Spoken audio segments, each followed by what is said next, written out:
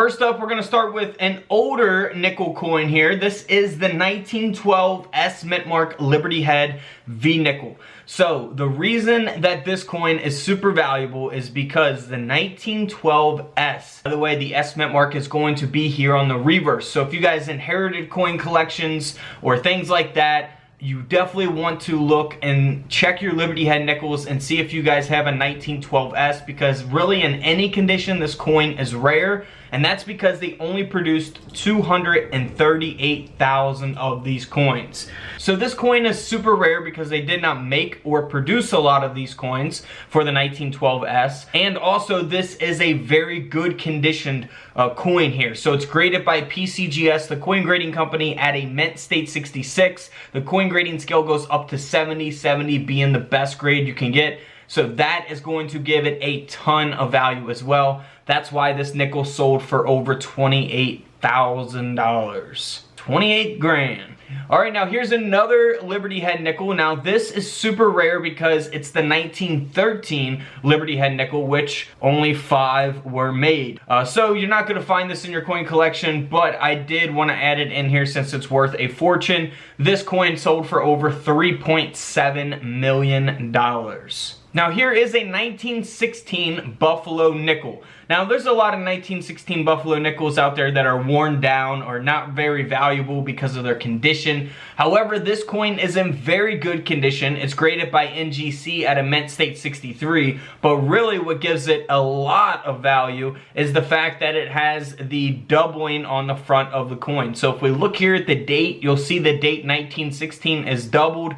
That is a doubled die obverse. Doubling taking place on the obverse or the front of the coin. So because of the good condition, the doubling on the coin, this nickel ended up selling for over $105,000. Let me know what you guys would do with $100,000 in the comments below. Alright, so let's move on to another Buffalo nickel from 1918. Now this coin is valuable for a couple reasons as well. One, it's graded at a mint state 64 by PCGS, so it's in very good condition.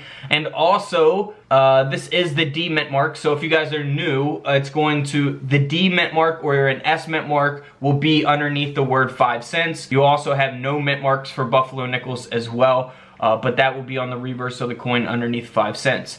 So what really makes this coin valuable, besides its condition, is that it is a 1918 with the 8 over the 7. So you will see that there in the image displayed. As we zoom in there on the 8, you'll see a 7 underneath it. That's why this coin ended up selling for over $74,000. Next up is a 1926 S Mint Mark. Now this Buffalo nickel is one of the key dates, so it's a lower minted Buffalo nickel. Now they did produce just under 1 million of these coins, so 970,000 of these coins in comparison to other years where they produced millions, you know. Say the 1926 No Mint Mark, they produced over 44 million of those.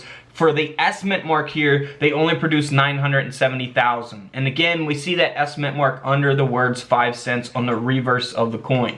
Now, this coin is in very good condition as well, so the price of the coin will, of course, depend on the grade or the condition of the coin as well. It's got that mint state 65 grade, and this coin sold for over $94,000. Now, here is a Jefferson nickel. So moving into the Jefferson nickels here, this is a 1939 No Mint Mark that has a doubled die reverse. So the 1939 No Mint Mark is a very common coin. They actually produced over 120 million of the No Mint Mark for that year. So you're gonna have to have one in very, very top condition like this, graded at a mint state 67. But what also makes this valuable is that it has doubling on the reverse of the coin. So you'll see that on the Monticello or Cello, however you want to pronounce it, and also the words 5 cents there. Very, very obvious type of double die there. You can look for that with your coin microscopes. I have those available on couchcollectibles.com. This coin ended up selling for around $20,000. Now here is a 1942 D Mint Mark. Now keep in mind, this is the 1942 non-silver.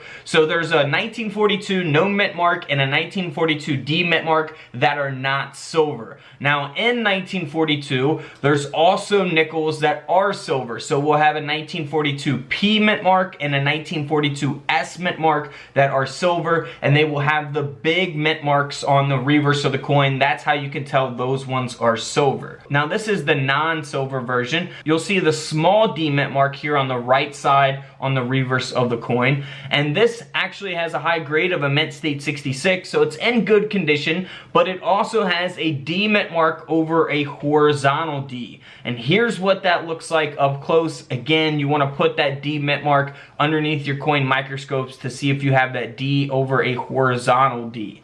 So the D on top there is vertical, the way it's supposed to be. The other one is flipped horizontal underneath it. So this coin ended up selling for over $31,000. Now we looked at silver Jefferson nickels from 1942 and non-silver Jefferson nickels. Now this is a 1942 Jefferson nickel that was supposed to be a regular 1942, no mint mark at all, non-silver. It was not supposed to be silver, and we know that because it does not have the big mint mark on the reverse of the coin. And this coin was actually struck onto a type 1 silver planchet.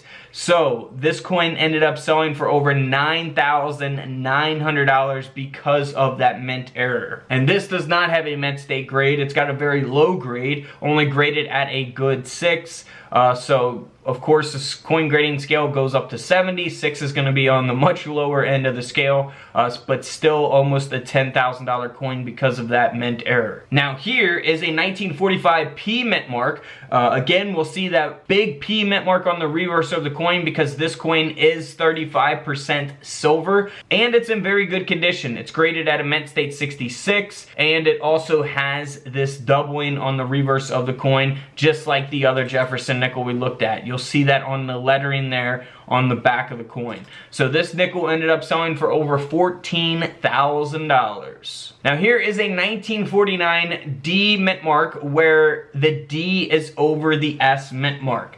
So if we go to this image here, you'll actually see an S popping out here from the left side of the D and then going through the middle there and curving down underneath the D. So you'll see it there on the right top, kind of sticking out there too as well. But that is the D over the S mint mark. Again, look for those with your coin microscopes. This coin is also in great condition, graded by PCGS at a mint state 67, and that's why this coin sold for over $32,000. Now, in 1971, this coin here, by the way, sold for over $7,600. This 1971 Jefferson nickel. It is the proof nickel, so don't get it confused with the regular business strike nickel that we typically find in our everyday pocket change. Proof coins are out of proof sets. So they're sold by, you know, the US Mint and things like that to collectors. And they'll have like mirror-like finishes and be much more detailed than regular coins. So what you want to do is basically check every one of your 1971 proof sets or your proof nickels, 1971 proof nickels if you have them separated from sets, and look for the missing S mint mark. Because the proof Jefferson nickel from 1971 is supposed to have an S mint mark. But this coin does not. So that's where the value comes in at, and of course the condition. It's graded at a proof 69 deep cameo, only one grade lower than a perfect grade. That's why the coin sold for over $7,000. Alright guys, don't forget to subscribe in the middle, check out the videos to the left of me, and until tomorrow, I'll see you guys in the comment section below. This is Couch Collectibles, and this is where I disappear.